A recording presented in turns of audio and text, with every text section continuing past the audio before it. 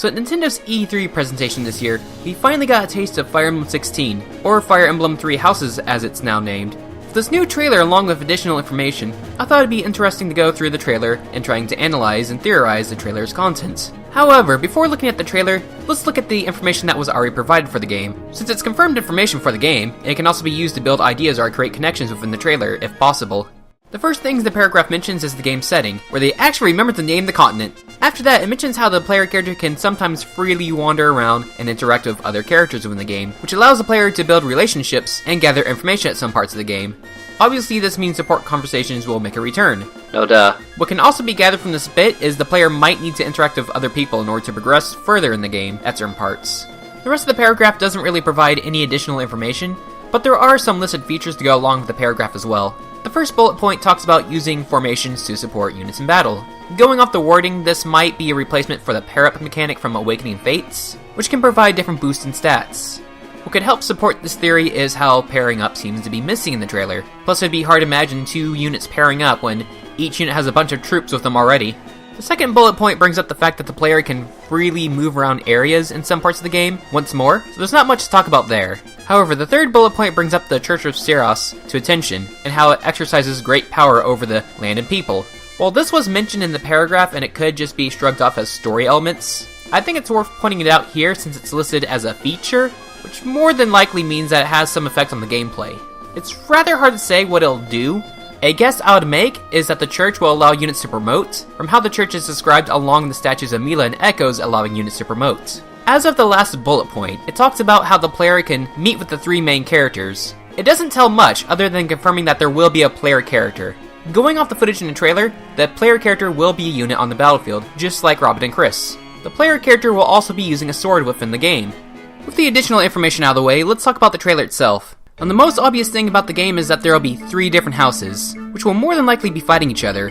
As stated earlier, your character will be meeting up with all 3 of the main lords. And going off the footage, you'll be playing as those 3 lords as well. What's interesting about this is how the game might pit us against our own units that we've been building up. There are 2 different possibilities of how opposing playable units are handled if we're going off previous titles, those being Radiant Dawn and Fates. To quickly explain the differences, Radiant Dawn would have these units at the same level, stats, skills, and weapons given to those characters when you last played as them, while Fates just had a predetermined setup that only changes depending on the difficulty chosen. Out of these 2, I feel that Radiant Dawn's way of handling it is more likely going to happen, since you'll be playing the game as all 3 armies, whereas Fates you just picked a side and you just stuck that side throughout the whole game, which made the whole predetermined units make sense within the context of Fates. Taking a closer look at these new lords, each lord has a different weapon type they mainly use. Dimitri uses a lance, Claude uses bows, but Eldegard is a bit special for she uses both axes and swords. Eldegard is only using axes in the trailer, but also shows her talking to the playable character about what skills to focus on, which could mean she's not mainly an axe user and could start off as a more sword-focused unit. Granted, it's probably better to have her stick with axes since the playable character can also use swords, so... I guess while talking about the main characters, I should point out the player character's default name is Bailiff, just so I don't have to keep calling him the player character. Going back to the first footage of gameplay, we can see a few different things about the map. One of the more minor things is the forest tile on the map. When hovering over them, they show that the forest tile grants plus 10 avoid. Usually it would also indicate that a unit's movement would also be reduced when passing through it,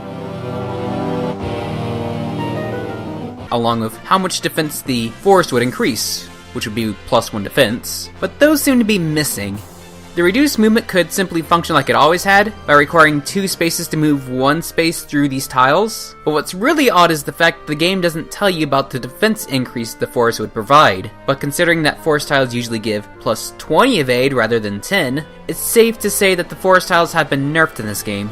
The other thing to note is how large the map seems to be. It's hard to say how big the maps will be from small snippets, but it's probably a safe guess that the map is probably an early game chapter going off the levels of the characters and the fact that most of the units are using iron weapons, with Eldegard being the only exception. When Eldegard attacks an enemy on the map, there's a few things that can be seen that's worth noting. The first of these is the list of actions the player can choose from after moving Eldegard. The attack command is pretty standard and functions just like it always had, so it's really nothing worth to note about that. What's worth noting is the next 2 actions. The second command is magic, which is odd if there's tomes in the game, but this also connects this to Fire Emblem Echoes, which also didn't have tomes and had a magic command that some units could use. So magic will probably work like it did in Echoes. To further support this idea, magic is being shown off during the trailer, and the magic users aren't carrying any tomes, just like the magic users in Echoes. Unfortunately, the HUDs were removed during this part of the trailer to show off the combat with the newly added troop feature, so it really doesn't confirm if magic still costs HP when used, even though it's a pretty safe bet that it will. This is only assuming that magic works just like it did in Echoes.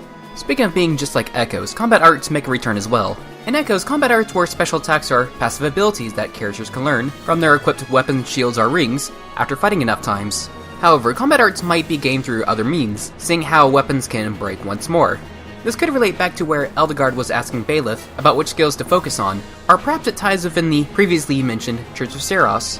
As for the other commands listed, there's Formation, Equip, Items, and Wait. Formation should be self-explanatory, basically being the command that allows the player to change a unit's troop formation. More baffling commands are Equip and Items, since we've always been able to equip items and accessories through the item option, so having both seems a bit redundant. Maybe the items option functions like Convoy, where the player can deposit extra equipment or withdraw stored equipment in the middle of a chapter. That's the only sense I can really make of that. And of course there's the Wait command, which that really doesn't need to be explained. Just like other Fire Emblem games, the outcome of each battle is told to the player before they start an attack on opposing units. With a few things to note from this. At the top of the right corner of the display information, the icon for the Vantage skill can be spotted. Later in the trailer when Bailiff is about to attack, we can see the icon for Wrath in the same spot. So this game will have both combat arts and skills. Granted, skills could be listed as combat arts, which makes more sense seeing how combat arts were used in Echoes to add skills to a game that didn't have any skills to speak of. Since Wrath and Vantage are passive skills, combat arts could simply be used for special attacks. And that kind of goes into the next thing I wanted to point out. When looking at the information when Bailiff is about to attack, he has to cycle through his weapon before attacking, which is normal, but there's something else he can cycle through, just listed above. It's also worth noting that this doesn't show up when Eldegard is about to attack, so this isn't something she has access to. Since this option is left at none, we really can't link this with anything. The only thing we can do is just make guesses as to what this is for. I feel this would more likely be used by the player to cycle through different combat arts. Although it would be kind of pointless to have combat arts as a command if you can just get to those through the attack command. Since this is currently exclusive to Bailiff, the player character, it could be something exclusive to him, which could still pretty much be anything.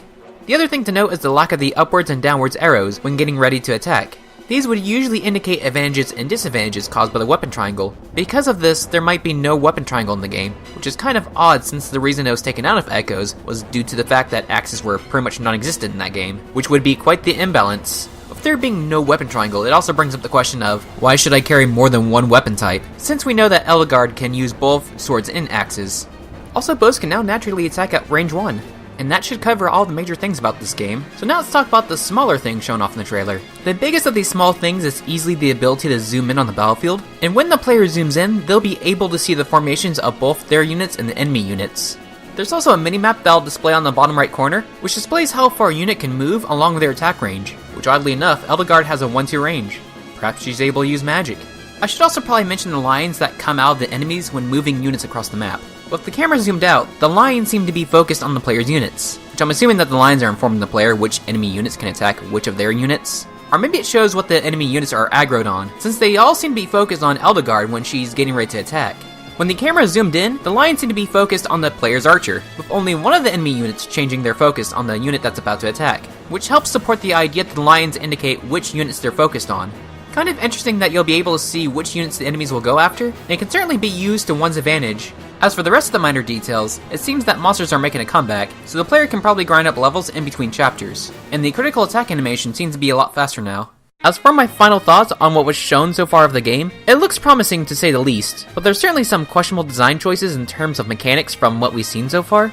Of course, it's really hard to judge those design choices when I don't truly know how they work and can only speculate the mechanics of the game. I'm honestly glad that the game got delayed to spring 2019, since 5 months is really not a lot of time to build up hype for the game, seeing how this is the first bit of information we've gotten for the game, other than it being on the Switch.